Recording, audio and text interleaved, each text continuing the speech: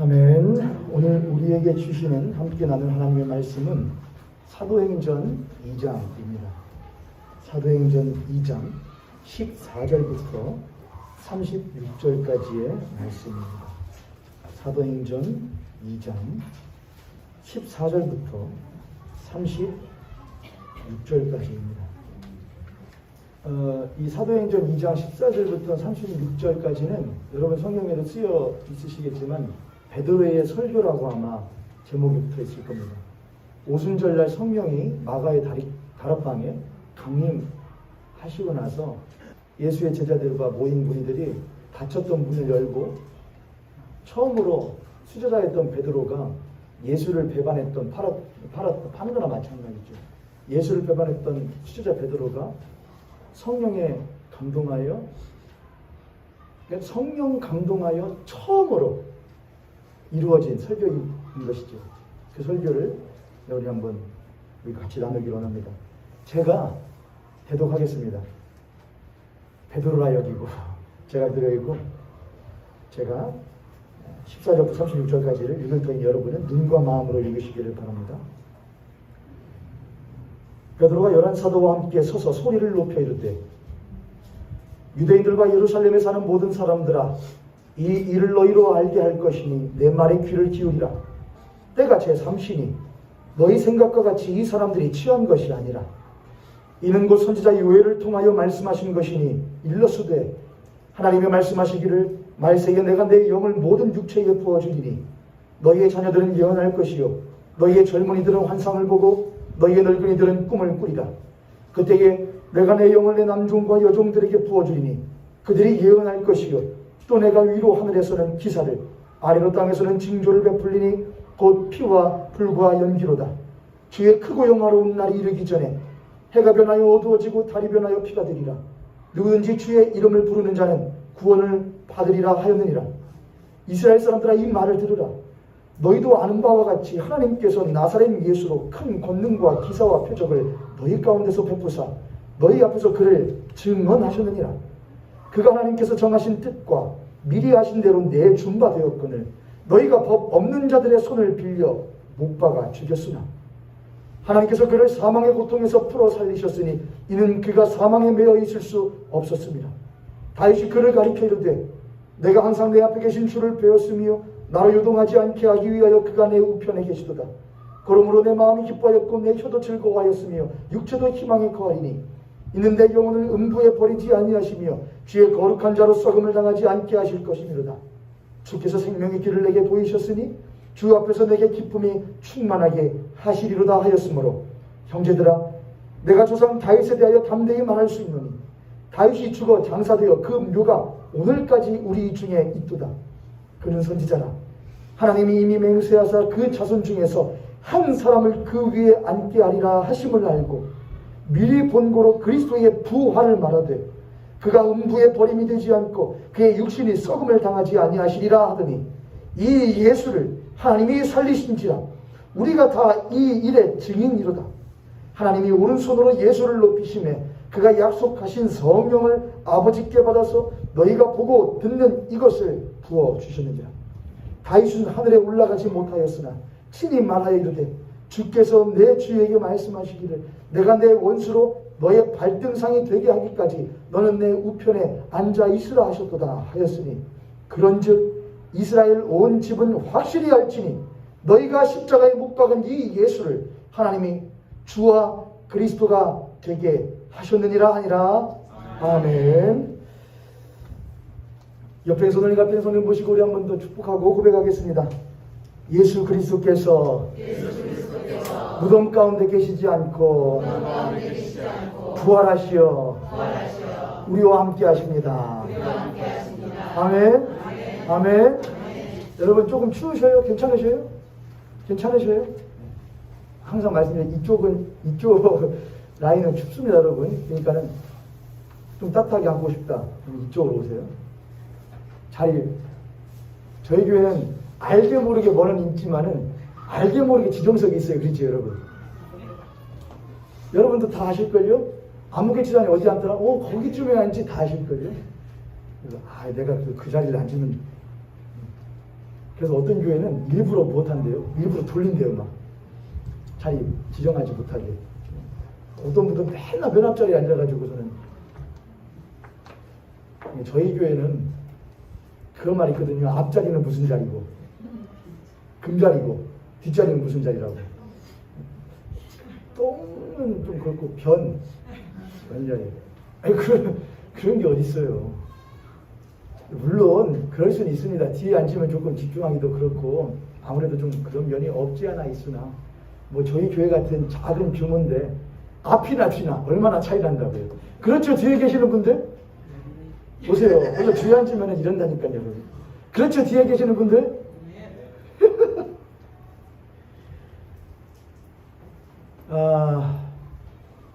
제 마스크가 좀 특이하죠, 여러분?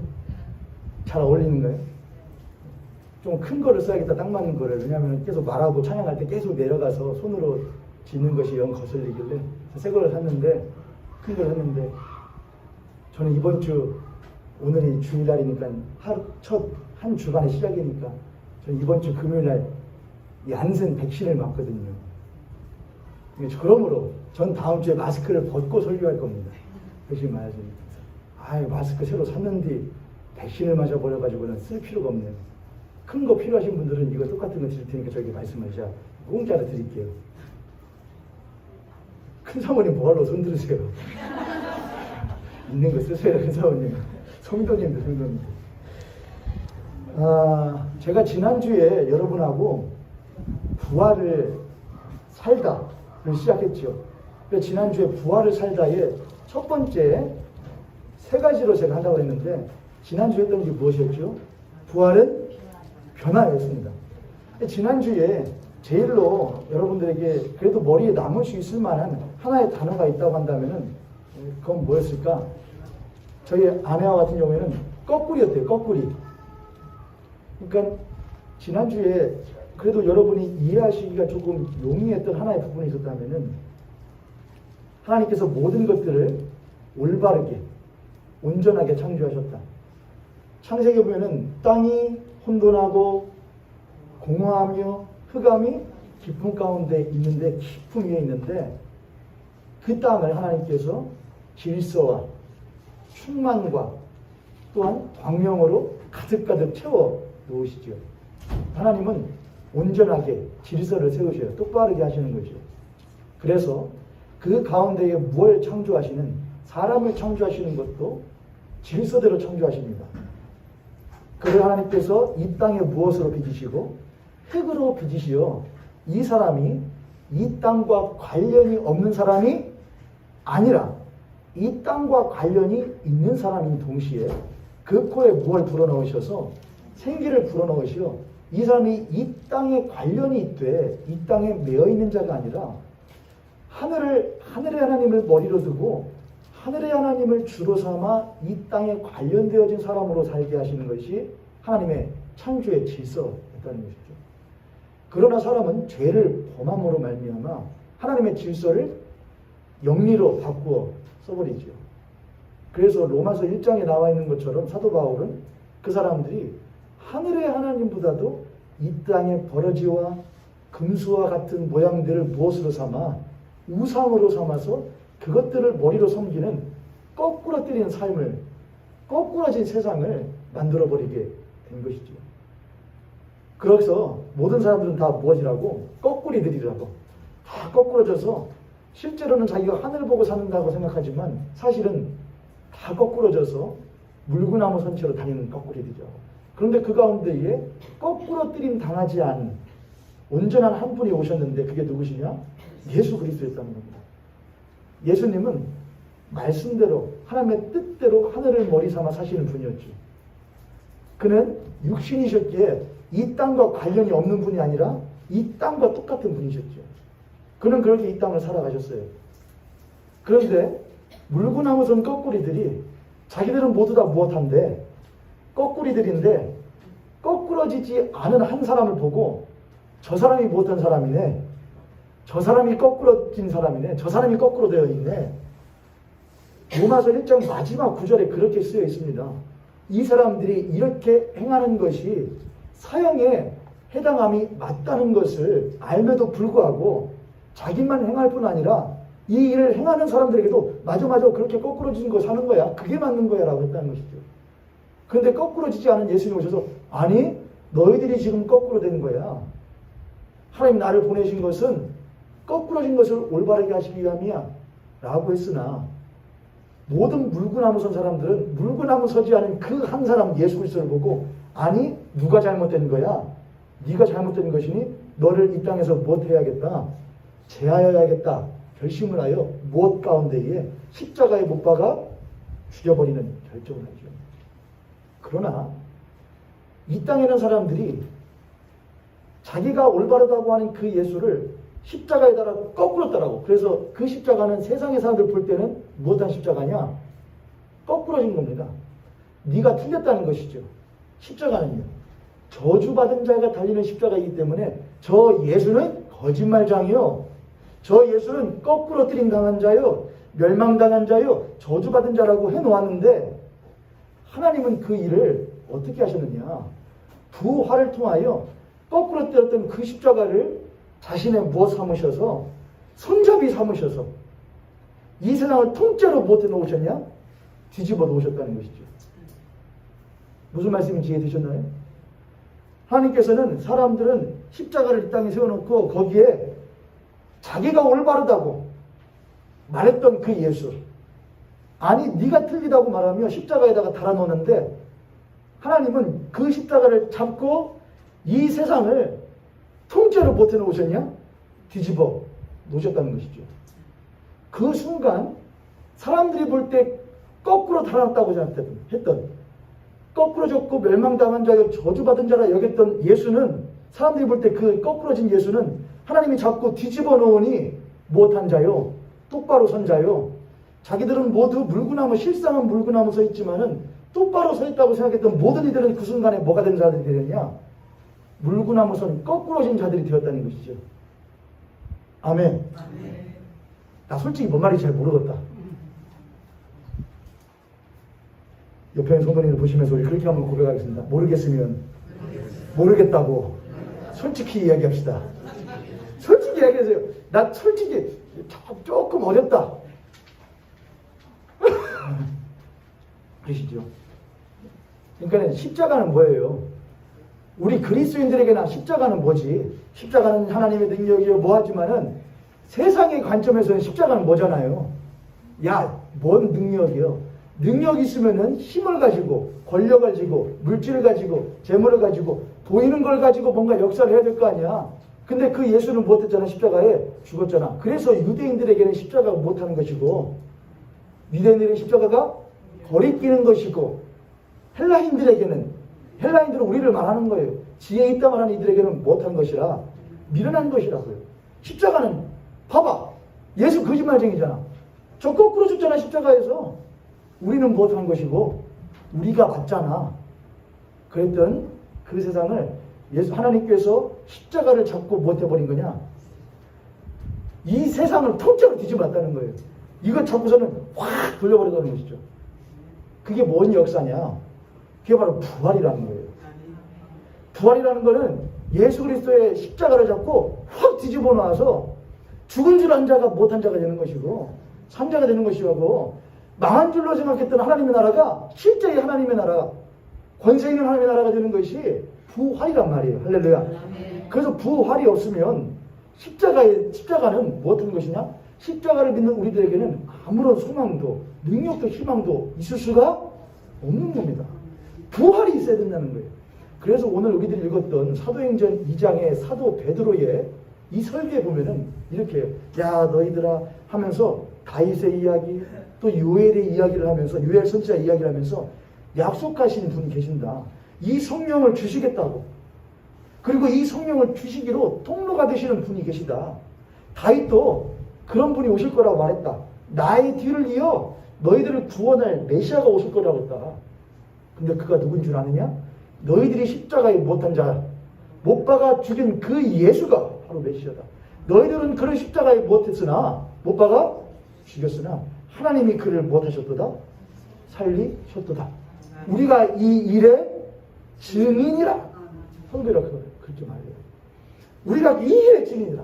그러므로 우리는 이제는 뒤집어진 세상을 살겠다는 거예요. 이해되시죠? 우리는 예수 그리스도가, 하나님께서 예수 그리스도를 통하여 부활을 시켜 이 세상을 뒤집어 놓았으니 우리들이 이제 너희들 보기에 뒤집어진 세상을 살겠다는 것이 사도 베드로와 초대교회 그리스도인들의 신앙이었단 말이에요. 저를 따라서 한번 고백합니다. 그리스도인은 뒤집어진 세상을 산다. 우리는 뒤집어진 세상을 사는 그리스도인이에요. 그렇다고 해서 맨날 반대하고 뭐하고 그걸 말하는 게 아니에요. 제가 지난주에 그래서 그랬습니다. 우리 그리스도인들은 영적으로 뒤집어진 사람이에요. 우리는 심령이 변화를 받아 하나님의 자녀가 된 사람이에요. 두 번째로 우리는 무엇이 변화된 사람이어야 되느냐? 우리의 이 가치관, 생각이 변화된 사람이어야 돼요. 세상은 땅을 머리로 두는 가치관을 가지고 살지만 우리는 하나님을 머리로 둔 가치관을 가지고 살아가는 변화된 사람이 되어야 돼요. 그렇게 심령이 변화되고 가치관이 변화된 사람에게 자연적으로 흘러나와야 되는 것은 무엇의 변화인 것이냐? 삶의 변화라는 것이죠. 그것이 변화예요. 그래서 부활은 무엇이요? 변화요. 이제 이어서 오늘 부활은 공의요라는 제목으로 여러분하고 말씀을 나누도록 하겠습니다.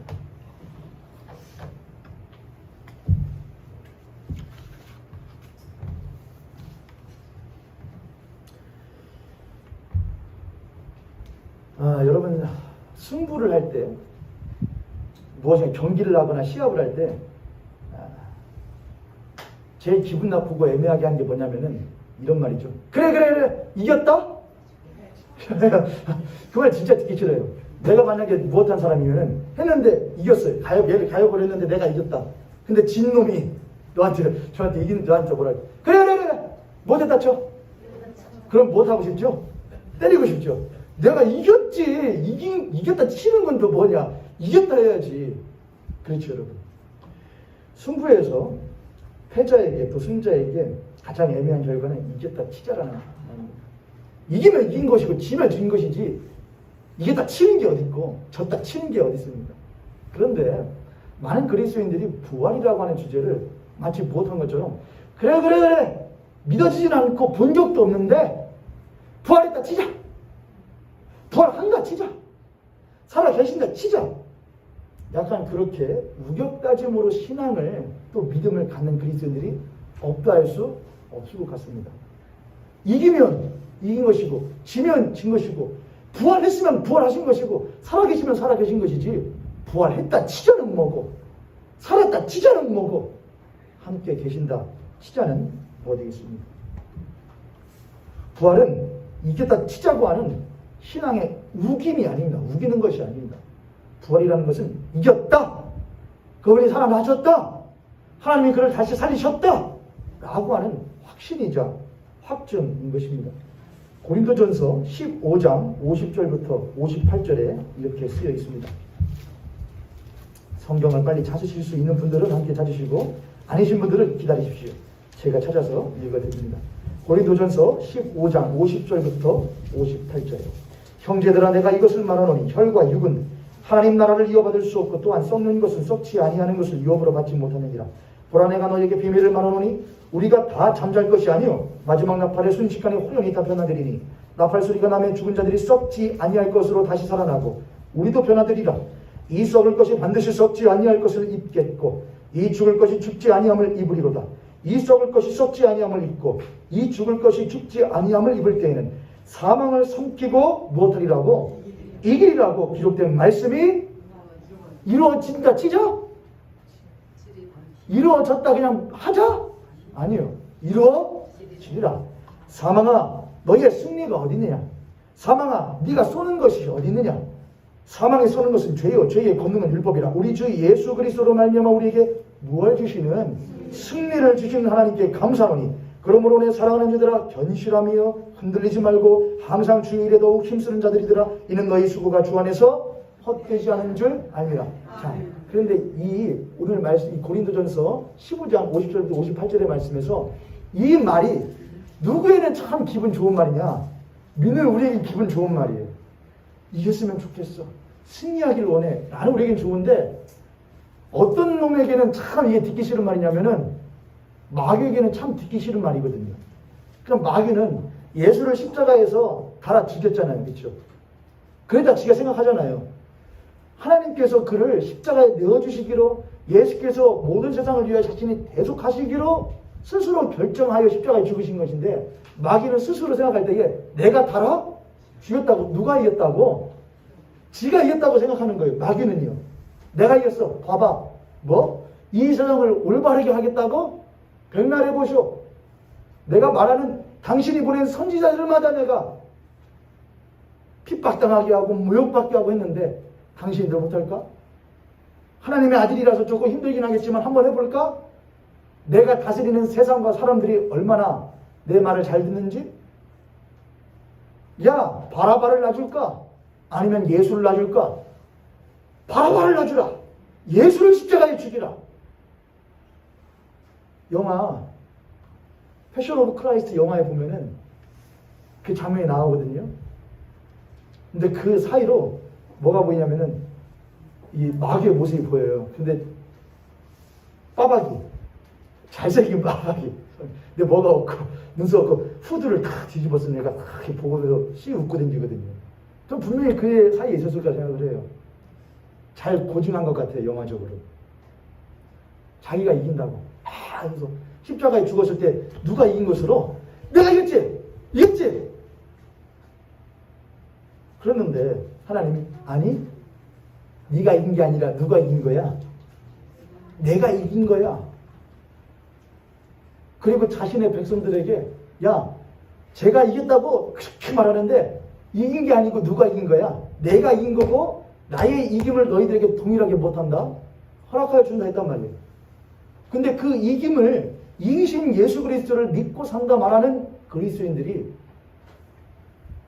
내가 이겼지 봐봐. 너희들이 힘이 있냐? 능력이 있냐? 뭐가 있냐? 세상을 거스르기를 하냐? 이기기를 하냐? 내가 이겼지? 라고 말하는 그 앞에서 아니 사망아 너의 쏘는 것이 어디 있느냐? 너의 권세가 어디 있느냐?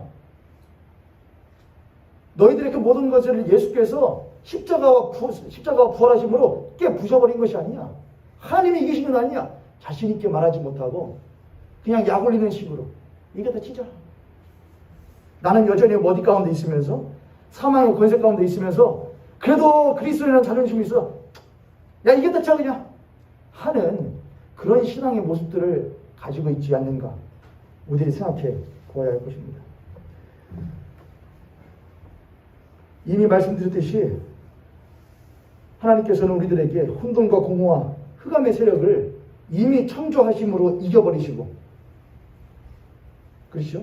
이미 이겨버리신 것. 그런데 그 하나님이 예수 그리스도로 말미암아 새롭게 무엇하시는 것이냐? 혼돈하고 공허하며 흑암 가운데 있었던 것을 하나님이 새롭게 질서와 충만과 광명으로 만들어 놓으셨는데 그걸 어그러뜨렸다고 생각했는데 사단이요, 세상이요. 근데 예수 그리스도를 통하여 야, 너희들과 내가 뭐가 되냐? 상대가 되냐? 마귀야.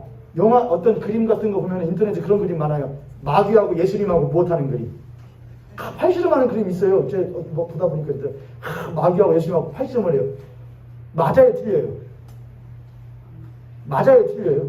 근데 그것도 막 예수님하고 마귀가 서로 막 다 보면서 약간 무엇한 것처럼 비등비등한 것처럼.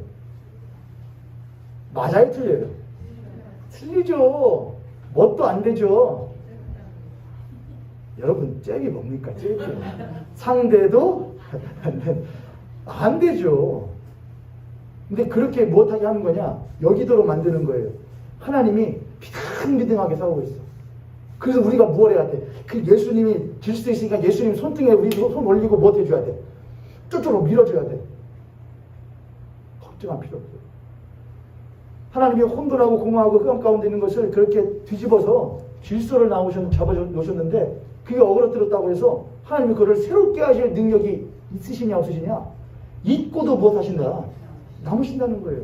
그리하여 보내신 이가 누구시냐? 예수 그리스도이시고 예수 그리스도의 십자가와 죽으심과 그를 다시 무엇하심으로 부활하심으로 새로운 창조를 이 땅 가운데 이루셨다는 거예요. 할렐루야.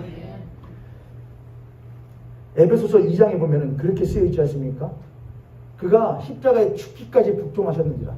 그러나 하나님이 그를 못하여 지극히 높여 모든 이름 위에 뛰어난 이름을 모든 이름 위에 뛰어난 이름. 그게 무슨 상관이야? 거꾸로 버린 것이죠. 뒤집어 놓으신 것이죠. 세상을. 제일로 밑바닥이고 제일로 저주받고 제일 멸망받을 자라 여겼던 그 예수가 사실은 가장 높은 머리가 되시는 일이 바로 부활의 사건이었다는 것입니다. 제가 여러분하고 하나의 영상을 좀 보고 싶은데, 여러분 혹시 나니아 연대기라는 영화 아시나요? 아이들 있으신 분들은 좀 아실 텐데, 나니아 연대기라는 영화 있습니다. 그 벽장 속에 들어가는 이야기 있거든요. 나니아 연대기를 썼던 작가가 유명한 기독교 변증가이자 신학자인 C.S. 루이스라고 하는 영국 신학자인가 영국 사람인데, 그 사람이 이런 소설 쓰는 것도 잘했거든요. 근데 이 사람이 나니아 연대기를 1950년부터 56년까지 6년에 걸쳐서 열 몇 권인가를 출간을 해요. 전 세계적으로 1억 2천만 부가 팔려요. 1억 2천만 부예요. 1억 2천만이. 인세로 따지자면은 얼마 어마어마한 것이죠. 한 책이 1억 2천만 부가 팔려요. 근데 그것이 이제 영화화가 된 것이 나니아 연대기란 영화인데 총 3편에 걸쳐서 나옵니다. 뒤에 불을 한번 꺼주실래요? 우리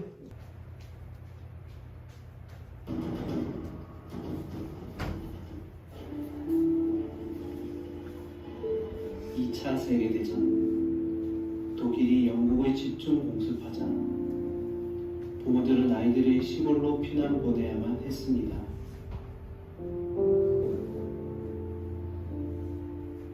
나니아 연대기의 소설 저자 C.S. 루이스도 피신한 아이들 몇 명을 돌보게 되었습니다.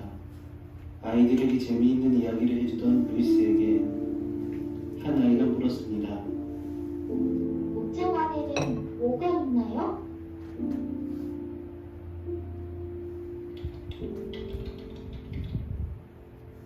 무엇이 이 아이들에게 희망을 줄 수 있을까요? 나니아 연대기는 그렇게 시작되었습니다.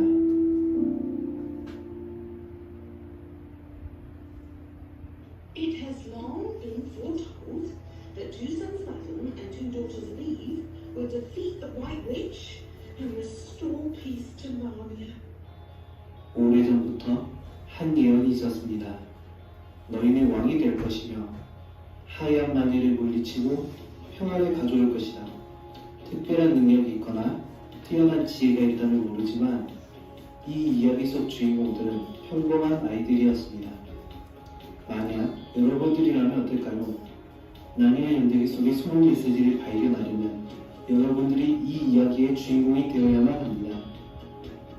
내 남매는 전쟁을 피해 왔습니다.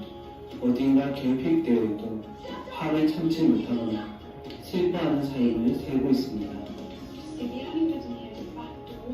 나니아를 보고 온 루시의 말을 아무도 믿지 않습니다. 눈에 보이지 않기 때문입니다. 이 영화는 눈에 보이지 않지만 분명히 존재하는 세상에 대해 말하고 싶어 합니다. 에드먼드가 터키 젤리의 맛에 빠졌습니다. 터키 젤리를 먹기 위해서라면 나쁜 짓인 것을 알면서도 행동하게 되었습니다. 우리가 죄의 유혹에 얼마나 연약한지 보여주는 것입니다. 이런과는 다르게 내 남매는 끝없이 연약한 모습들을 보이기만 합니다. 이런 우리가 왕이 되고 세상을 평화롭게 만드는 것은 불가능해 보입니다.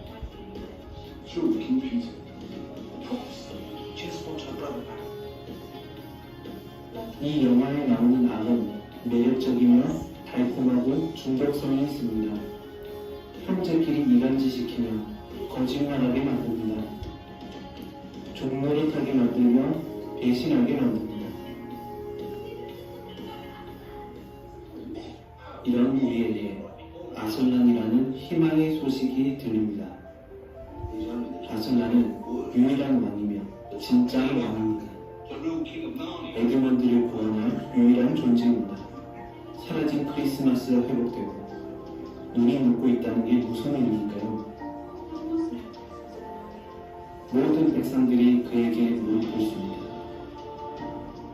때로는 무서운 존재이기도 합니다. 어떤 때는 우리의 친구 같은 존재이기도 합니다. 그는 길들여지지 않은 사자입니다.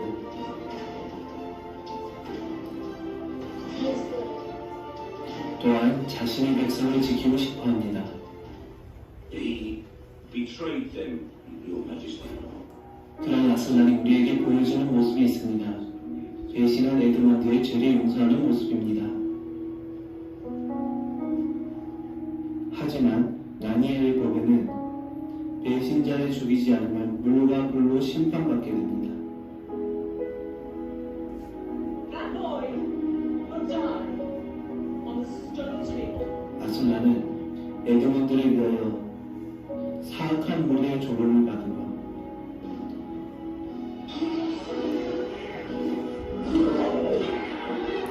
그토록 아름다운 갈기로 잘려집니다. 죄인을 위하여 죄 없는 존재라 대신 죽습니다.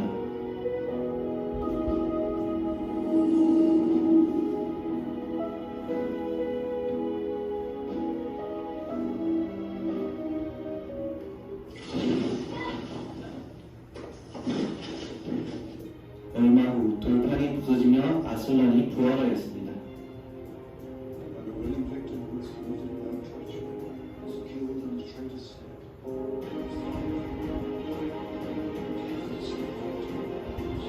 부활한 그 힘을 넘치며 생기로 사람들을 살려냅니다.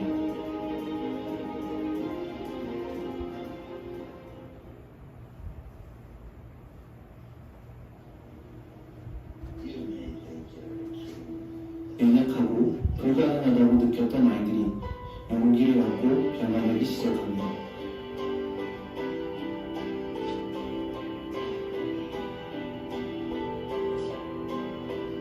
어색했던 사이도 회복되고 자신들의 잘못도 인정하는 사람으로 변합니다.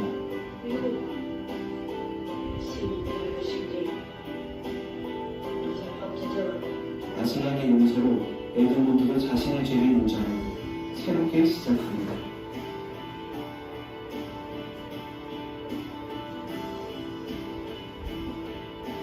드디어 예언대로 주인공들은 왕이 되었습니다. 루시는 용감한 왕, 거짓을 말하던 에드먼드가 가장 정의로운 왕, 수잔한 자유로운 왕, 피터는 위대한 왕, 아슬란의 통해서 느껴졌던 그런 부분들이 주인공들에게도 느껴지기 시작합니다. 이 영화는 바로 여러분들의 이야기입니다. 여러분들 다음 편이 기대되지 않나요? 나니엘은 수많은 싸움에서 우리를 승리하게 만들 것입니다. 그 보면은 나니아인데 보면은 뭐가 나오지요? 예수님이 누구를 이렇게 표현되냐면은 사자로 돼요. 사실 근데 사자로 표현되는 거는 성경에도 그렇게 돼요. 사자로. 근데 그 사자가 못하죠. 이제 죽죠. 그런데 이제 그 사자가 못한 장면이 나오냐? 부활하는 장면이 나와요. 이제 제가 보여주고 싶었던 건 부활한 그 사자가 햇빛을 받고서는 나오잖아요. 그래서는 으르렁거리죠. 근데 그거를 본 이제 그 마녀로 나옵니다. 하얀 마녀. 그 하얀 마녀와 무리들의 뭐냐면 반응과 표정이었어요. 오, 뭐야. 끝났네. 자기들이 도저히 이길 수 없는 상대가 살아나버린 것이죠. 우리가 혼돈과 공허와 흑암이라고 그냥 말하면은, 그리고 그렇게 지배하는 세상이라고 말하면 언뜻 와닿지가 않아요. 근데 이렇게 말하면은 훨씬 더 빨리 와닿습니다. 불법과 불의라고 말하면은 훨씬 더 빨라요. 허물이라고 말하면 빨라요. 허물과 죄로 죽었던 우리, 그리하여 불법을 행하는 우리. 물론 성경에서 말하는 불법이라는 것은 하나님과의 관계가 무엇된 것이 불법인데, 단절되어진 것이 불법인데, 하나님과의 관계가 단절되어짐으로 말미암아 따라오는 수많은 일들이 있습니다. 자기사랑, 탐욕, 이기, 투쟁, 싸움, 모든 것들이 하나님과의 관계에 단절해서 나오는 무질서함이라고 말을 해요. 그게 불법이라는 것이죠. 그런데 예수 그리스도는 어떤 왕이냐? 부활하신 예수 그리스도는 그 모든 부정과 불법을 행하는 세력들, 그게 사망의 권세인데 그것들을 못하는 이기시는 왕이라 이거예요. 그래서 예수 그리스도를 무슨 왕이라고 하냐? 정의와 공의의 주라고 그렇게 말해요. 정의와 공의의 주. 혹시 노혜영 이사님 오늘 설교 제목 문자로 받으신 거 보고서는 기도 쓰셨나요? 아니에요. 저 노혜영 이사님이 기도하실 때에 정의와 공의를 말씀하시길래 오라 내가 보낸 거를 보고서는 늦었구만 했는데 아니라고 한다면 성령께서 감동하신 줄 믿습니다. 정의와 공의예요. 저를 다 정의와 공의. 정의와 공의를 할 때 히브리어로 성경에서는 두 가지 단어를 씁니다. 하나는 체데크예요. 제다카라고 해요. 제다카. 저를 다 해볼까요? 제다카. 체다카하기도 하고 제다카하기도 하는데 제다카가 더 맞을 거예요. 제다카. 또 하나는 단어가 미슈파트입니다. 미슈파트. 따라해볼까요? 미슈파트. 제다카와 미슈파트가 있어요. 공의를 말할 때는 대개는 제다카라는 단어를 써요. 근데 이 공이라는 말은 윤리적인 의미와 또한 관계적인 의미가 있어요. 윤리적인 의미와 관계적인 의미. 이게 뭘까? 성경 구약 성경을 가만히 보면은 체다카라는 이 공의, 의로움이 쓰였을 때는 무엇과 연결이 되어 있냐? 고아와 과부를 돌보고 힘없고 무력하고 부당한 대우를 받는 이들을 돌보는 일들에 대해서 하나님께서 야, 그 의로운 사람이다. 참 공의로운 일들이다. 그렇게 표현을 하셔요. 무슨 말씀인지 아시겠죠? 우리가 대개는 공의, 정의 하면은 우리가 생각하는 이미지는 뭘 생각하느냐? 법정의 이미지를 생각해요. 판결. 그것은 미시파트예요. 미시파트는 판결의 성격이 있어요. 재판장의 성격이에요. 재판. 법적인 것이죠. 근데 이 미시파트와 체다카는 같이 간다는 거예요.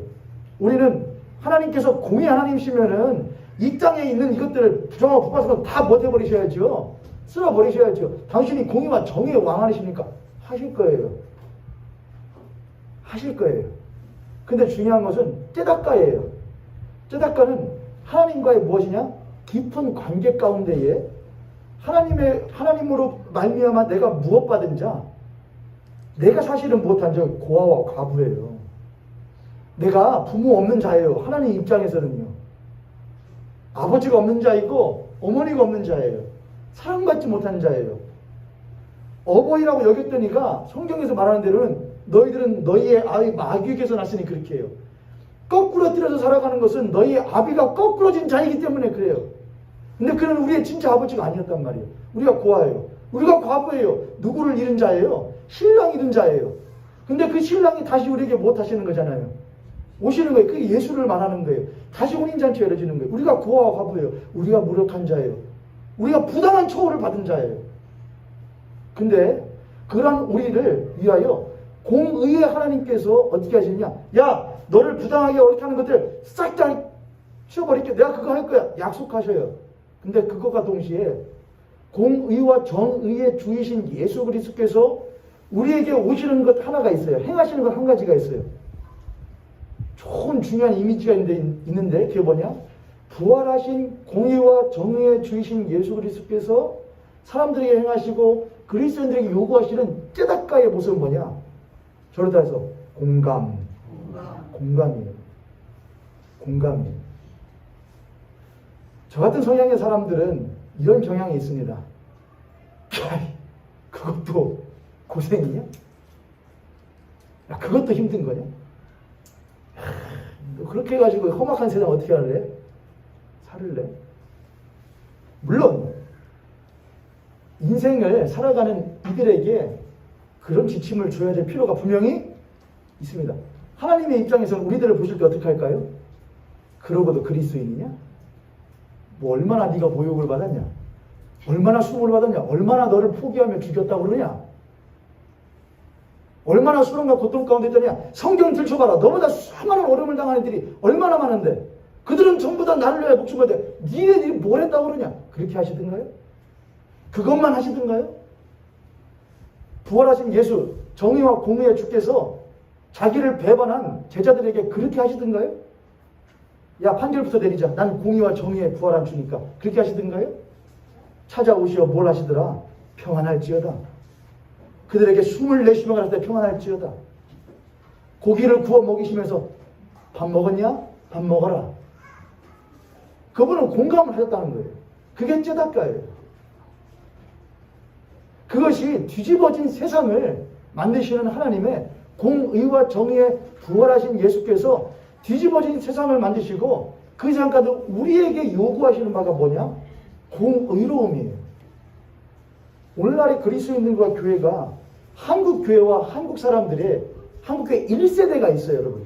전 1세대가 한국교회에 매우 중요한 토대를 마련해 주었다고 생각을 해요. 그런데 이 한국교회가 이렇게 급성장할 수 있었던 것은 절대로 무엇과 뗄래야 뗄 수가 없느냐?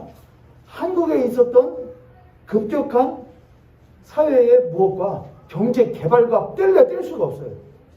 그래요, 안 그래요, 여러분? 어려운 시기였어요. 신앙이 없이는 살 수 없는 시대였어요. 성공했어야 됐고 살아야 했어요. 먹어야 했어요. 벌어야 했어요. 그러다 보니 신앙과 결부되어서 그것이 복이 되었고 그걸 위하여 기도했던 때가 있었어요, 여러분. 교회가 커졌어요. 성도들이 많이 모였어요. 경제가 개발된 것은 비단 무엇 때문만은 아니었느냐? 성도들의 기도만 때문만으로 된 것은 아니었어요. 경제가 개발된 것은 그 개발됨으로 인하여서 얻을 떡고물들을 위하여 불법과 부정을 행한 고위 공직자들과 위정자들 또 많은 경제 모피아들이 그 가운데 있었어요, 없었어요? 있었단 말입니다. 근데 그것이 어느 순간 교회가 결탁하여 이렇게 커졌죠. 저는 거기에 순전하고 순수한 신앙인들 1세대의 그 뿌린 씨앗들을 무시하지 않아요. 그런데 그렇게 오랜 시간 결탁하다 보니 세상과 어깨동무를 하다 보니 교회 안에도 세상과 닮은 모습들이 있기 시작해요. 성공하지 않으면, 성장하지 않으면, 따라오지 못한 애들 보면서 너희들 그렇게 하면 도태될 거야. 나고자 될 거야. 얼른 따라와. 빨리 따라와. 하다 보니 내성이 없고 근육이 발달되지 못한 무엇의 근육이요? 이 마음의 근육과 신앙의 근육, 그것이 발달되지 못한 2세대의 신앙인들이 볼 때에는 윗세대들은 너무나 못하는 사람들인 거예요. 빨리 가고 힘세고 악착 같기도 하고 튼튼한 이들로 보이는 거예요. 자기들도 알아요. 그렇게 따라가고 싶다는 걸. 우리 어머니, 아버지, 할아버지 신앙인들처럼 살아가고 싶다는 걸 알아요. 자기들도. 그런데 힘이 없는 거예요. 생긴 적이 없는 거예요. 그만한 갈급함이 없는 것은 그것도 있지만은 힘이 없는데 어떻게 해요? 그런데 그런 이들에게 이 사회와 견준 경쟁 사회 속에서 경쟁 구도의 사회를 살아가던 세상과 함께 살던 교회가 또 성도들이 그런 이 세대들에게 무엇라고 말하는 것은 야, 왜 못 쫓아와? 그래서 어떻게 살라고 그래? 이 세상이 지금 호락호락한 줄 알아? 라고 말하는 것은 뒤집어진 세상을 부활의 주이신 세상을 뒤집어 놓으신 공의와 정의의 쯔다까를 우리에게 요구하시는 예수 그리스도의 명령이 아니라는 겁니다. 하나님은 그렇게 말씀하셔요. 위로하여라 내 자녀들을. 그들을 위하여 울어라. 그들을 위하여 감싸라. 고아와 가부를, 부당한 자들, 부당한 대우를 받은 자들을, 눈물 흘린 자들을 위하여 같이 울어라. 그들을 위로해라. 그렇게 말씀하셔요. 그것이 공의예요. 하나님 나 이만큼 하고 나 이렇게 똑바로 살았는데 잘했지요? 성경에 그렇게 산 사람들을 의롭다고 말한 일이 없어요. 그러나 무엇한 자? 노아는 당대에 무엇이라? 의인이라 그래요. 노아가 뭐 때문에 의인이었습니까? 노아가 하나님 말씀만 딱 듣고서는 뭘 해버렸잖아요. 방주를 지어버리잖아요. 그것도 있을지 모르겠지만 진짜 의인은 어디에 있는 것이냐? 노아가 방주 짓는데 사람들이 뭐를 해요? 비난을 해요. 야, 그게 뭐냐? 근데 노아는 그들에게 무엇하는 걸 멈추지 않느냐? 너희들도 이 방주에 무엇했으면 좋겠어? 탔으면 좋겠어. 하나님은 그것을 그의 무엇로 여기시는 거냐? 의로 여기시는 거예요. 야, 니네들이 뭐하냐? 니네들이 기독교가 뭔지 알아? 신앙이 뭔지 알아? 이상이 얼마나 들어온 줄 알아? 너희들은 그렇게 하다가 다 쓸려 죽어버려라. 어쩔 수 없지 뭐. 그렇게 하지 않았다는 거예요. 그는 그들을 긍휼히 여겼고 그들에게 손을 내밀었고 그들을 긍휼히 여기기 공감을 가지고 있었다고요. 하나님이 그를 의롭다 여기셨다고요. 왜요? 그게 누구의 마음이거든요. 그게 아버지 마음이었거든요. 난 그들 버리고 싶지 않다는 거예요. 근데 그 마음을 하나님이가 없는 거예요. 다들 그냥 칼 들고 탑이나 쌓고 벽이나 두르고서는 너하고 나는 남이야. 어쩔 수 있냐? 내가 너까지 커버해줄 수 있냐?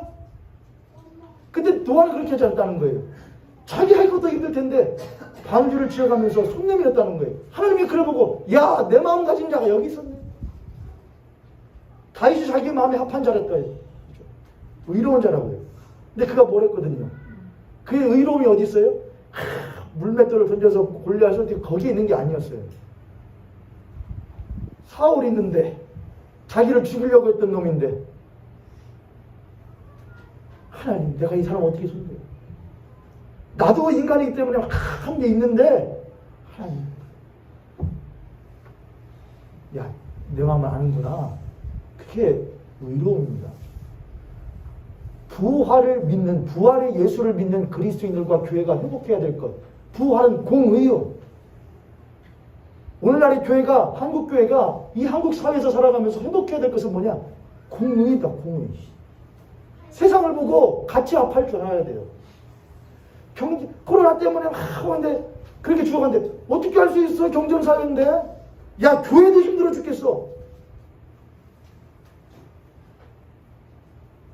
그게 교회입니까?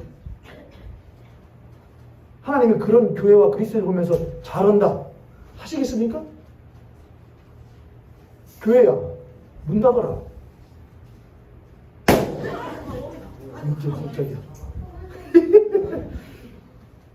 오메. 고미경 지사님, 괜찮으세요? 이렇게 하나님이 벼락같이 부활. 그런 모양입니다, 한지사님. 정신 차리라고. 뭐 하다 그랬죠? 한국교회. 야, 문 닫아라. 겁나냐, 그게? 넌 무엇 믿는 자들 아니냐? 부활의 주를 믿는 자들 아니냐? 죽은 자도 못한다면서 살리는 게 너희들이 믿는 하나님이라면서. 교회 문 닫았지. 언제 내가 기도문까지 막았냐? 하나님 여러분 기도 못하게 하시던가요? 코로나 바이러스가 여러분 기도 못하게 하던가요? 마스크가 여러분 기도 못하게 하던가요? 성경 못 보게 하던가요? 말도 안 되는 소리를 하고 있어요. 근데 한국교회가 죽는다고 제가 초반부터 말하지 않았습니까? 그럴 것 같은 교회면 못하는 게 어떻다고. 아니 그럼 그동안에 맨날 집회하고 맨날 부흥하고 뭐 했대요? 이런 시국 가운데에 힘들 줄 알면서 불구하고 문 닫고 그래도 우리가 가정에서는 찬양할 수 있잖아. 말씀 볼 수 있잖아. 기도할 수 있잖아. 그거 할 수 있잖아요. 그럴 것도 없으면서 뭘 50년 하면서 100년 된 한국교회 역사 그랬답니까? 1년도 못 버티면서 2년도 버티면서 그러면서 이제 백신 맞고 하니까 이제 다 모르겠다고 그러고 있어요. 부활의 주는 무슨 주라고요? 공의와 정의의 주라고요. 그분의 공의로움은 누구에게 먼저 향하느냐? 자신의 사랑하는 백성들에게 먼저 향하셔요. 너희들은 부활의 나를 믿는다는 했는데 나의 공의로움, 이 세상을 이렇게까지 사랑하는 저 너희들이 아느냐? 나는 저들을 보면 눈물이 나는데 너는 눈물이 나냐? 난 저들을 보면 안타까운데 너희들은 안타까우냐? 내 마음이 다른데 너희들은 달냐? 너희들은 공의를 하냐? 그러면 정의를 행하셔요. 이 땅 가운데에 부정과 불법을 행한 이들, 그들 가운데에 우리들에게 뜨거운 마음을 주셔요. 하나님, 저것은 잘못된 일이 아닙니까? 네가 보기에도 그러냐? 하나님, 저것은 저렇게 자신들의 이윤만 추구하면서 남들의 고혈을 빨아먹는 일들은 나쁜 건 아닙니까? 재밌는 게 있죠. 사람들은 조그만한 도둑놈은 무엇하라고 하는데 도둑놈이냐 하는데 무엇한 도둑놈은 큰 도둑놈은 무엇하다고 생각하느냐?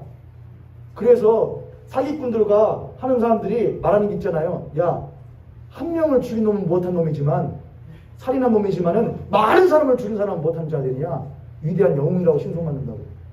돈 몇 푼 훔친 놈은 도둑놈이라 하지만은 몇십억씩 횡령한 사람들은 뭘로 추앙받는다고? 아, 똑똑한 놈이네. 사기를 치려면 못하게 쳐요. 그런 거에 대해서 정의에 부활하신 예수를 믿는 교회라고 한다면 그리스도인이라면은 그분과 같이 눈에 불을 켜고 봐야 되는 거 아니에요, 여러분? 특히 어떤 사람들이요? 크게 먹는 사람들이요. 크게 먹는 사람들은 옷도 차도 좋은 것 하기 때문에, 그리고 언론도 좌지우지하기 때문에 잘 보여요, 안 보여요? 안 보여요. 그러니까 맨날 시덥잖은 애들만 보여주는 거예요. 그러니까 저 연예인들 저 연예인들이 끼리끼리 해서 뭐 할까요? 뭐가 중요해요, 여러분? 뭐가 중요해요? 그래, 안 그래요, 여러분? 그것도 중요한데, 그보다 더 중요한 거는 그걸 그렇게 만드는 사람도 중요한 것이죠. 부활은 공의입니다. 부활은 정의예요. 미슈파트와 쩌다까예요. 근데 헬라어로 정의와 공의를 말하는 한 단어가 있는데 뭐냐? 디카이오시네라는 말이에요. 디카이오시네 이렇게 해요. 이것은 관계의 용법이 있어요. 관계의 측면이 있어요. 첫 번째는 하나님과 인간의 관계예요. 그리고 인간과 인간의 관계예요. 그러니까 미슈파트와 쩌다까가 디카이오시네라는 한 단어 안에 쭉 들어가 있죠. 바울이 쓰는 말이었어요. 디카이오시네. 예수 그리스도는 하나님의 의다 그래요. 근데 그 의가 세상 보기에는 그게 죄라고 말했다 이거예요. 그래서 죽였다 이거예요. 그 의를. 그게 죄라고. 그렇게 하면 세상 못 산다고. 그래 죽였다는 거예요. 근데 하나님이 그를 지극히 높여 뒤집어서 아니 이게 의야 라는 거예요. 그게 우리 교회와 그리스도의 의라는 거예요. 그게 부활하신 예수 그리스도라는 거예요. 할렐루야. 그러므로 부활을 믿는 그리스도인들은 그 하나님과 부활하신 예수 그리스도와 디카이오슈네 관계가 있어야 돼요. 그게 의로움이에요. 하나님의 예수 그리스도의 공의로움인데 공의로움이요. 그게 정의로움인데 정의로움이 되기를. 그분과의 관계가 온전히 이루어지기를. 그래야 나와 이웃 간에서 그 공의로움이 그들의 아픔이 내 아픔이 되고 그들의 슬픔이 내 슬픔이 되기를. 그들의 삶 가운데에 부당함이 이루어진 일에 내 가슴이 타서 그들의 삶 가운데 정의로움이 이루어질 수 있기를. 그렇게 살아가는 것이 부활의 주를 믿는 교회와 그리스도인들인 줄 믿습니다. 아멘. 할렐루야. 아멘. 할렐루야. 아멘. 할렐루야. 옆에 손을 같은 손을 모시고 그렇게 한번 축복하겠습니다. 당신과 나의 삶에 부활하신 예수님의 공의로움과 정의로움이 이루어지길 원합니다. 아멘. 아멘. 요거 한마디만 하고 제가 뒤에 이거 순서들은 제가 축약하고 이렇게. 여러분 자식 잃어보셨습니까? 자식 잃어보셨어요? 자식 잃은 부모가 제정신으로 살 수 있습니까? 없습니까? 제정신으로 산다면 그건 뭐가 아니죠? 뭐가 아닐 거예요. 그런데 10몇 살까지 10대 청소년이 되기까지 고생하고 애지중지 키운 자식들이 한두 명도 아니고 수백여 명이 죽었어요. 그것도 어디 간다고 했는데 수학여행 간다고 했는데. 그럼 그 부모들은 다 나쁜 부모들이어서 간 건 간 거고 이참에 한몫 챙기자 해서 정부로부터 돈 뜯어먹으려는 부모가 있겠습니까? 그 부모들이 다 정신병자들입니까? 처음에 그 사건이 있었을 때 한국교회 안에서 그 이야기하기가 꺼려졌어요. 재밌는 건 오늘날에도 그렇다는 거예요. 그래서 항상 이 이야기, 제가 무엇에 대한 이야기를 하시는 줄 여러분 아시죠? 그 이야기 교회에서 목사님 할 때마다 항상 단서를 달아요. 제가 조심스럽게 한마디 하겠습니다. 왜 그게 조심스러워야 됩니까, 여러분? 그게 왜 조심스러운 거예요? 오히려 교회가 뭘 했어야 돼요? 그 진상을 규명하자. 그들의 부당함과 그들의 억울함을 우리가 알아주고 공감하고 풀어주자. 그거 해야 되는 거 아니에요, 여러분? 그게 교회 아니에요? 그게 그리스도인 아니에요? 죄송합니다. 제가 강단에서는 욕은 안 합니다만 사석에서 욕 진짜 많이 했어요, 여러분. 그런데 거기에서 그런 부모들이 있는 광화문 광장에서 그 부모들 앞에서 간식 투쟁하는데 그 앞에서 뭐를 뜯는 사람들, 치킨과 피자 시켜먹고 뜯어먹는 사람들, 그들에게 돈을 대주는 뭐죠? 전국경제연합인가요? 정경련인가요? 그리고 거기에 제일 큰 돈을 투자하는 게 누구예요? 삼성, 일배 사이트 회원들, 그리고 그들이 만들어서 퍼뜨리는 가짜 문자들, 그거 보고서는 그들이 한몫 챙기려고 그러면서 부활절 예배는 드려요? 그래서 부활절 찬양은 불러요? 그게 부활의 주를 믿는, 공의와 정의의 주이신 예수 그리스도를 믿는 그리스도인과 교회예요?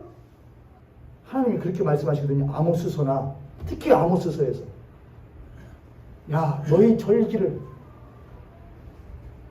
내가 너희들의 절기와 너희 수만 수천 양떼들 바치는 거 냄새 난다. 치워라 좀. 뭐? 예배드리러 주일날 와서 예배한다고 찬양한다고 싹 다 치워버려라. 오직 정의를 불같이 공의를 하수같이 흘려라 좀. 그게 우리의 주님이에요. 너무 좋으신 분 아니에요? 할렐루야. 그게 우리의 주님이에요. 내가 너희들에게 바라는 것은 고아와 가부와 압제당하는 자들과 핍박당하는 자들을, 그들을 볼살피라. 그들을 공감하고 그들을 괴롭히는 이들에 대하여 정의로움을 말해라. 그러나 어느 순간부터 교회는 그거에 대해서 겁을 내기 시작하고 그리스도인은 그것을 꺼려지기 시작해요. 그렇게 했다가 나도 핍박받지 않을까? 나도 어려움 당하지 않을까?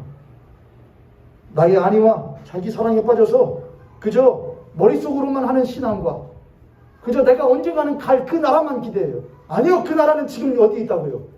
여기 있다고요. 그분이 부활하심으로 말미암아 그 나라는 여기 있는 거라고요. 할렐루야. 그리고 그 나라를 확장시켜야 될 공의와 정의의 사명이 오늘날 저와 여러분에게 있는 줄 믿으시고 부활에 찬양하면서 죄악을 이기셨네, 할렐루야, 이기셨네, 죽음을 승리로, 할렐루야, 승리로, 모든 질병 고치셨네, 할렐루야, 주 다스리시네. 찬양만이 아니라 우리의 삶 가운데 정의와 공의가 물같이 하수같이 흘러갈 수 있는 역사가 있기를 주님으로 축복합니다. 축복합니다.